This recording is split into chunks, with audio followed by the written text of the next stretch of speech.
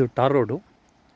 ಚಳ್ಳಕೆರೆಯಿಂದ ನಾವು 25 ಕಿಲೋಮೀಟ್ರ್ ಒಳಗಡೆ ಬಂದಿದ್ವಿ.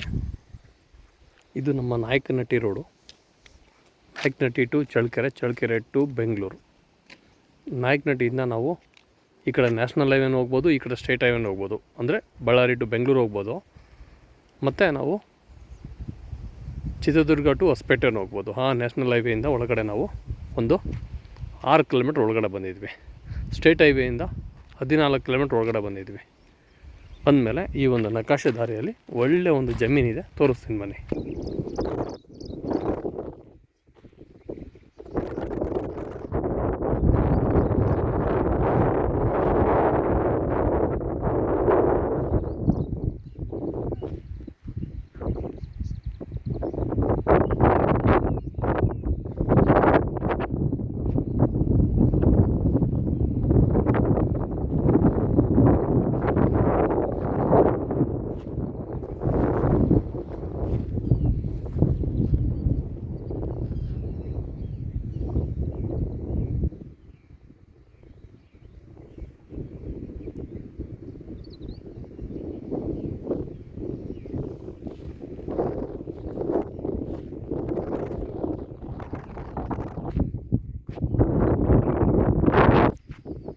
ಸರ್, ಪಕ್ಕದಲ್ಲಿ ಏನು ಜಮೀನು ನೋಡ್ತಾ ಇದ್ದೀರೋ ಇದೆಲ್ಲ ಹತ್ತಿ ಹಾಕಿದ್ದಾರೆ ನೋಡಿ.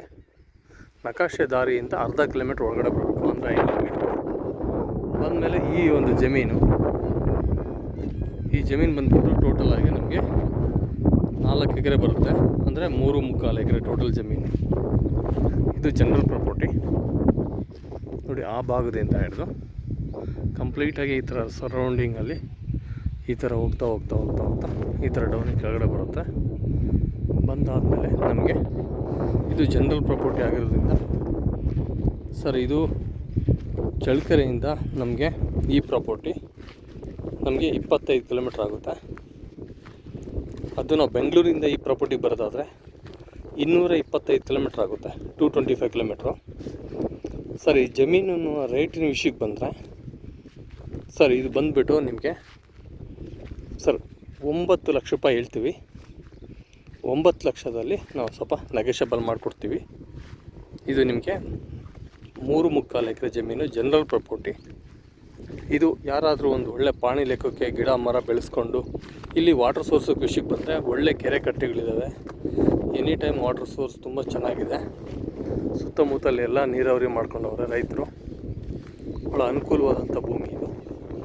9 ಲಕ್ಷ ಹೇಳ್ತೀವಿ, ಅದರಲ್ಲೂ ಸಹ ನಾವು ನೆಗೋಷಿಯಬಲ್ ಮಾಡಿಕೊಡ್ತೀನಿ. ಜನರಲ್ ಪ್ರಾಪರ್ಟಿ ಲೀಗಲ್ ರೆಡಿ ಇದೆ. ಇಷ್ಟ ಇದ್ದಂಥವ್ರು ಬಂದು ಜಮೀನು ನೋಡ್ಬೋದು. ನೋಡಿಬಿಟ್ಟು ನಿಮ್ಗೆ ಸಮಾಧಾನವಾಗಿ ನಿಮ್ಮ ಮುಂದಿನ ಒಂದು ವ್ಯವಹಾರ ಮಾಡ್ಬೋದು ಅಂಥೇಳಿ ಈ ವಿಡಿಯೋನ ಇಲ್ಲಿಗೆ ಸ್ಟಾಪ್ ಮಾಡ್ತಾಯಿದ್ದೀನಿ. ಜೈ ಹಿಂದ್, ಜೈ ಭಾರತ್. ತಾರೋಡಿಂದ 500 ಮೀಟ್ರ್ ಒಳಗಡೆ ಬರಬೇಕು. ನಕಾಶೆ ದಾರಿ ಇದೆ, ದಾರಿಗೇನು ಸಮಸ್ಯೆ ಇಲ್ಲ. ಮತ್ತು 2 ಪಾಣಿ ಬರುತ್ತೆ ಇದು.